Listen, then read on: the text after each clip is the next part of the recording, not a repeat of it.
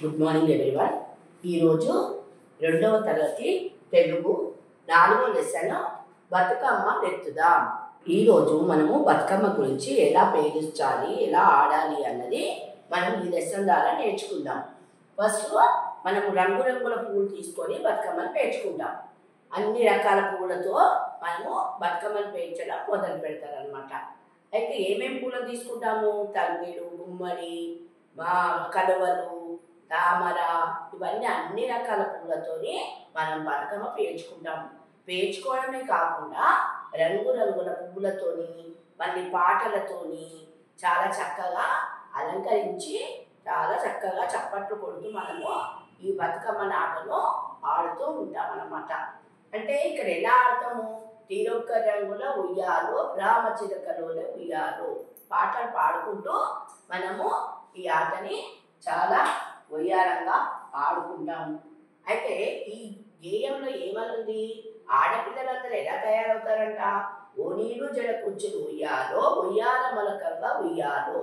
ఓనీలు జడ కుచ్చులు వేసుకొని తీరొక్క పూలతోని బతుకమ్మని పేరుస్తూ చక్కగా అలంకరిస్తూ ఇలా మనము బతుకమ్మని ఆడుతూ ఉంటారు. అయితే బుట్ట బొమ్మలోనే ఉయ్యాలో కుచ్చి పాపలా కదిలే ఉయ్యాలు ఇలా పాటలు పాడుకుంటూ చాలా అందంగా పిల్లలు తయారై పాటలు పాడుతూ బతుకమ్మ ఆటలు ఆడుతుంటారు. ఇట్లా అద్దాల రవికను వేసుకొని ముత్యాల చీరలు కట్టుకొని బతుకమ్మ ఆడుతూ ఉంటే చాలా చూడముచ్చటగా ఉంటుంది.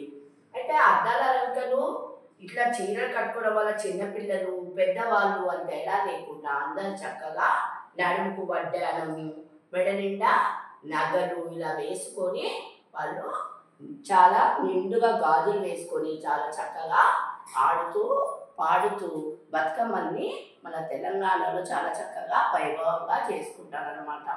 ఇలా చేసిన తర్వాత ఆ చేసిన బతుకమ్మని మన సాంప్రదాయ ప్రకారం వాటిని ఆడి 9 రోజులు ఆడి 9వ రోజు 10వ రోజు చక్కగా వాటికి సద్దులు ఎక్కించి 9వ రోజుకి ఏవైతే చేస్తామో అవన్నీ కూడా వాళ్ళు చక్కగా నీటిలో నిమజ్జనం చేస్తారనమాట. ఇలా నిమజ్జనం చేయడంతో బతుకమ్మ పండుగ అయిపోతుంది. అంటే దీని సైజ్ ప్రకారం ఏంటంటే ప్రతి ఒక్క పువ్వులో ఒక ఔషధ గుణం ఉంటుంది. ఆ ఔషధ గుణం వల్ల మనము బతుకమ్మ ఆట ఆడడము మన సాంప్రదాయం ఇప్పటి నుండి కాదు, ఇది 2000 సంవత్సరాల కిందటి నుండి మన బతుకమ్మ ఆడడం మొదలు పెట్టారనమాట.